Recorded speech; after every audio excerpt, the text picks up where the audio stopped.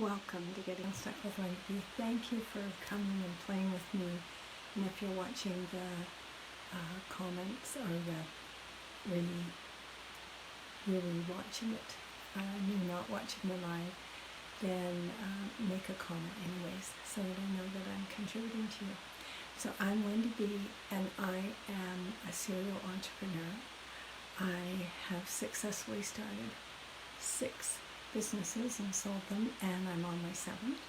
And I'm a best-selling author of Getting Unstuck, 30 Ways to Turn Your Limiting Barriers into Clarity, Freedom, and Power. And you can get that on Amazon, in digital or in paperback. And you can also get it at Tolino, Kobo, Apple, Barnes & Noble, Overdrive, and 24 Symbols. So today I just thought we'd jump right into the conversation. What people think of you is none of your business. I read a book by Terry Cole Whitaker. I think it was in my 20s, and she had written the book, What You Think of Me is None of My Business. And it really gave me a lot of value. Because, you know, when I'm working with young people a lot, and this 15-year-old recently, you know, was really nervous about what the kids at school would think, because he couldn't bring his phone, and he couldn't do this, and he couldn't. And I just said, like, you know, are these people paying your bills? Like, really? And, you know, you might not even know them 6 months from now. So are you going to be influenced by people who really don't necessarily matter in your life? You know, people are always going to judge you.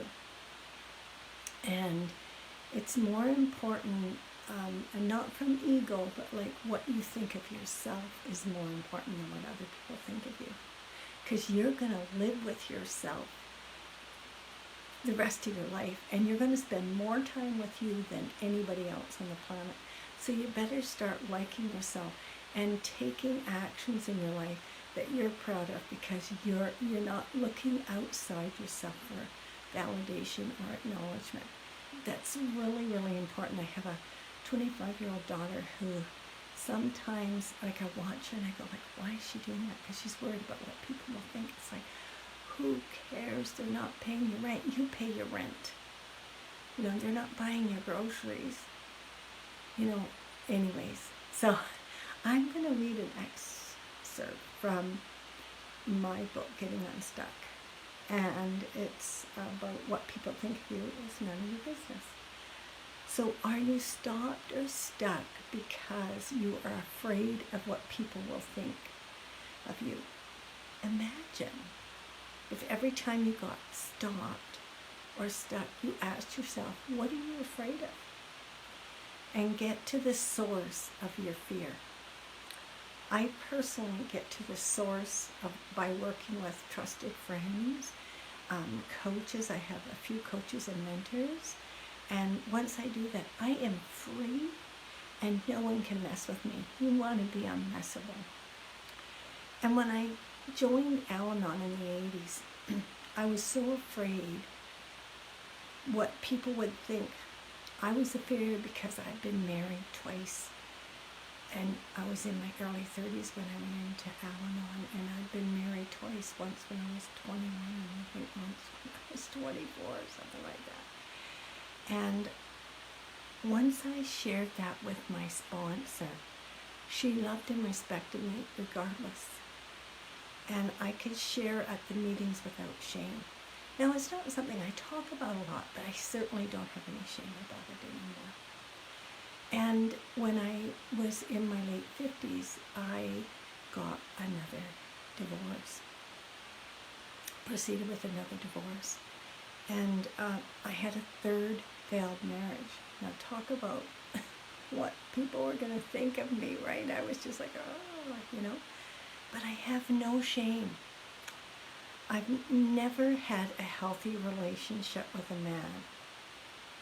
It first started with my father. My father was very abusive and emotionally not available. and that I stayed in a 23-year marriage that was emotionally, physically, mentally, and spiritually and financially bankrupt because I hadn't had 2 marriages work. So I assumed it must be me. I was just attracting the wrong people because I hadn't done some of the completion work that I thought I had already done. So I had 2 children to raise, and I was full of fear. And I should have left that marriage 2 months into the marriage, like really. And I didn't because I worried about what people would think. And because I stayed in that marriage, I was emotionally, spiritually, mentally, physically, and financially bankrupt. And I gained weight. I ballooned to over 200 pounds. And I lost most of my money. You know, when, well, I don't know why that went like that, but I had lost most of my money. Just a minute. Okay, here. I'm just going to start this again because I am recording this. You know, I lost most of my money and through that marriage. And before we got married, I owned a store and a home and had money in the bank, and I had like a $5,000 mortgage. And I was confident and I was well thought of. And once in the marriage, I became ashamed and began hiding things from others and myself. And I minimized the abuse, thinking if only I was a better wife, a better mother, whatever this wouldn't be happening in my marriage, that it must be all my fault.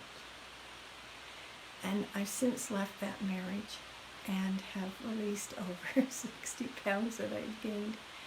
And I now weigh less than I did when I was 21. And I feel and look fabulous. It's been a few years now, and between counseling and workshops, I am mentally and emotionally healthy. I only hang out with people who love and adore me. Really, hang out with people that love and adore me. I have to continually be at the source of my story and my life. I continue to coach people from my years of wisdom and experience, and lead and attend transformational workshops. And I'm starting to earn a decent amount of money. I'm debt-free, and I'm creating myself to become financially wealthy. I want to be a billionaire philanthropist. I have a big gap there, but that's what I wanted, so I could contribute to the world. I have coaches and constantly share what is going on with me. I have become bold and unmessable with. Nothing you say is going to stop me. That's pretty cool.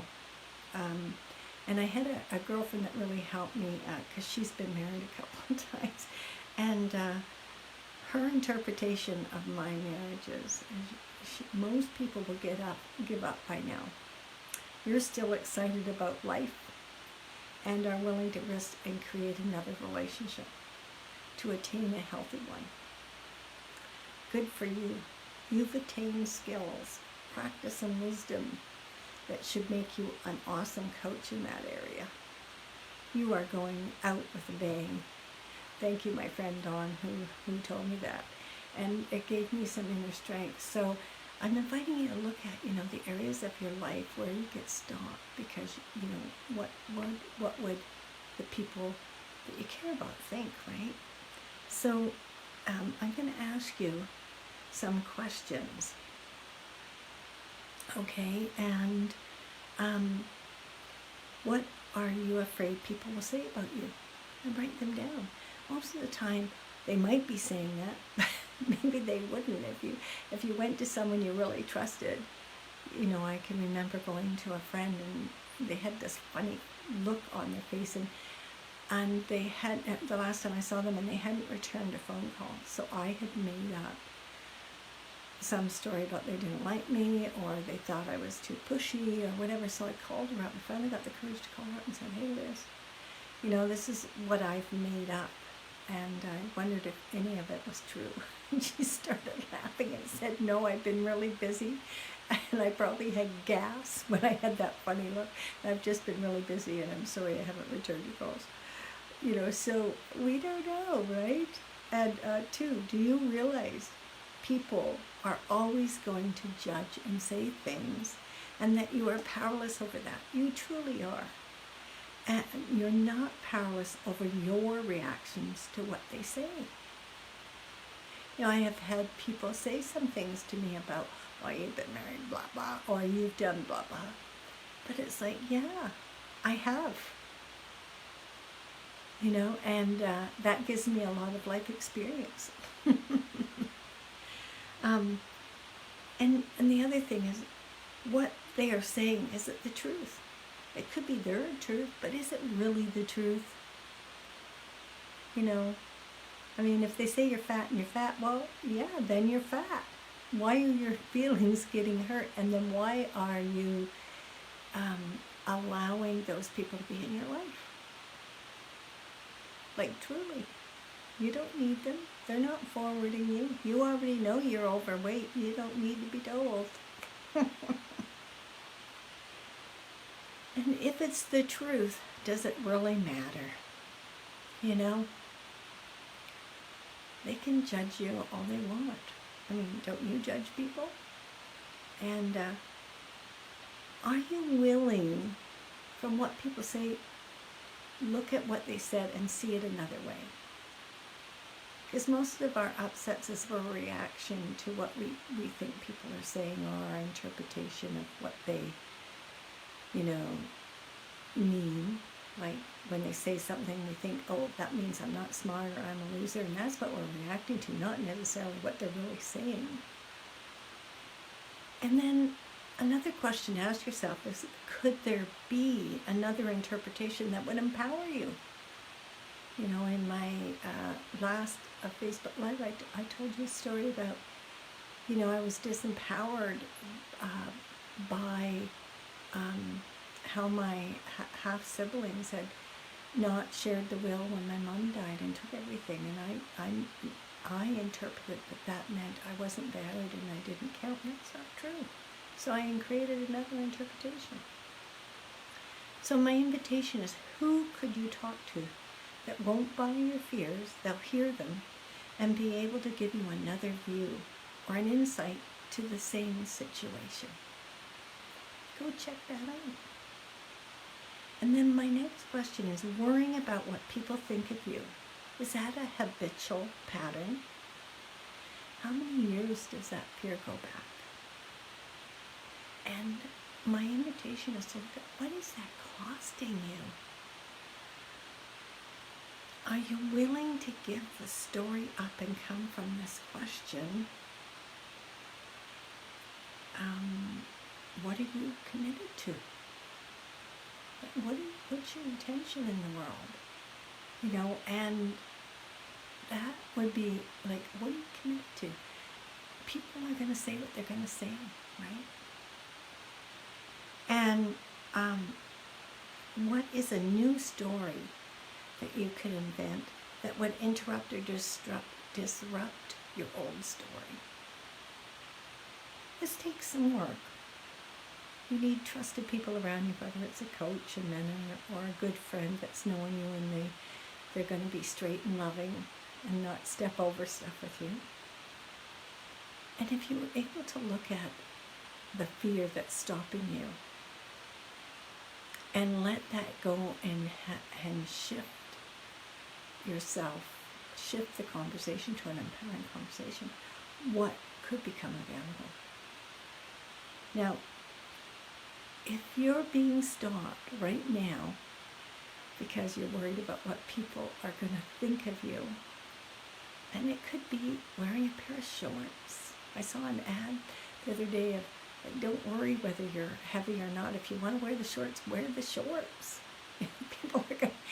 People are already judging you when you wear long pants anyways. So might as well wear something that you want to wear and be proud, right? I loved it. It was just, it was like, yeah, you know, some men love women that are large. Some women love men that are large. It makes them feel safe and comfortable. Hang out with them. So what I want to know is, what are 2 effective actions that you could take right now? And write those 2 effective actions down. And then put a date in your calendar when you'll take those actions. And then I want you to speak to someone and tell them you're going to do that. And have them hold you accountable. So thank you for listening. I hope this made a difference. What people think of you is none of your business. You can get my book, Getting Unstuck, on Amazon and digital or paperback. And you can go to my website, wendybergen.com, and book a complimentary discovery session. And let's get you moving forward. If you're stopped in any area of your life, regardless of your circumstances, let's get you moving forward.